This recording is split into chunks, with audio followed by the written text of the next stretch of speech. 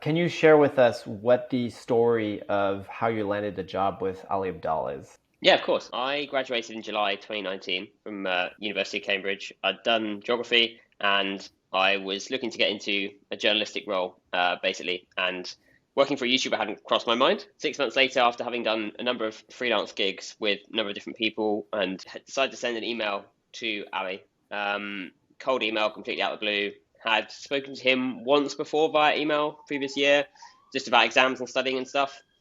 Um, Basically saying I'd seen that he had been advertising for an editor about 3 months previously in October. That was his first hire. And in this email, I essentially said, I can't edit, but I can write and I can research.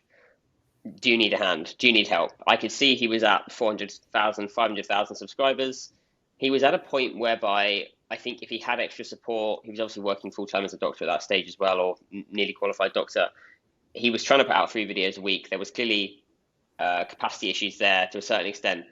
And so I put in that offer, said, does he need any help? And coincidentally, he said that he was on the verge of putting out an advert for a similar position to mine. So he took me on for what started as 2 days a week, quickly became 3 days a week. And then obviously the pandemic hit. And from April 2020 onwards, it's been more or less full time. I was still working as a freelancer for the first like 6 or 7 months, but it was kind of on a full-time basis, and then kind of came on the books officially nearly 2 years ago now. So I've been working with Ali now for 3 years, but it essentially all came from that one cold email, which, as I said, was sort of inspired by the fact I was one looking for freelance work, and two the fact that I'd seen him advertise previously and knew that he was at a point where he was potentially looking for more people to help support the growth of his channel. So yeah, that's sort of how I got the role, and it's developed quite a lot since then. I don't really do any writing anymore. Yeah, and we're definitely going to get into that, just the evolution of your role. But could we break down what people can learn from like cold outreach to a creator they want to work with? This is kind of applicable for any job, but I think a lot of people fall into the trap, especially in the modern world, of like applying for jobs which are advertised for, and only restricting their imagination for what they can do to that which is advertised, rather than thinking, what do I want to do and how can I get there? Now, for me, the cold email was very much based on how can I provide value to Ali rather than can I have a job? It's like, I can do this, this, and this. Do you need that? Rather than can I have a job, please? Because I'm a writer and I want work. It's far more about providing value first, and I think that's something which, whenever I've received cold emails over the past like 2 years, it's generally been the former, i.e., I'm looking for work, can I have work, rather than I can do X, Y, Z, here's how kind of thing, and here's why I can be useful to you. Do you need this? And if not, no worries kind of thing. I think that approach of providing value first and not expecting anything is really important.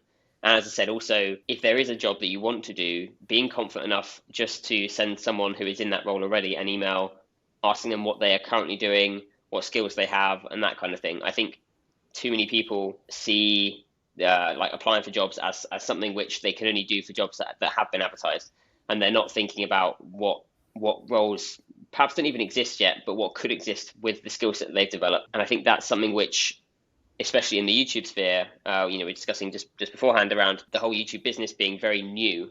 And my role that I'm currently in, the role I was doing initially, like a freelance writer for a YouTuber, didn't exist like 5, 10 years ago.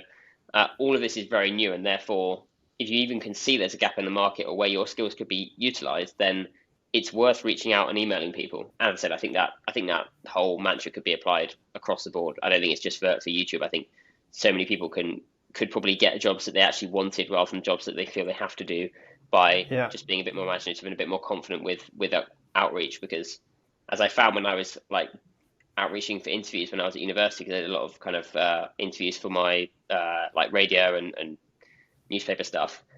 People can only say no. They're not gonna like take offense if you're polite and you ask politely. Like, people are only gonna say no or yes. Like, it's not gonna be, I don't want to ever speak to you again. It's not. They're not gonna be offended if you're polite. So you're not gonna lose anything apart from a bit of time from putting something together. And even that doesn't take very long.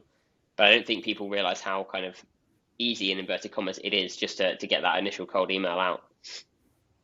Yeah, and the beauty of that when you're applying to a job that's not listed on their job boards, you're not competing against like hundreds of other people. If they need what you're offering, right? And if you're able to figure out like some value you can add that they're not currently like advertising a job post for, you're the only candidate for that position, right? They're not going to put out another job post just to find something that you pitched, right? And so that's the unfair advantage of like reaching out cold, like when it's not for like an advertised position.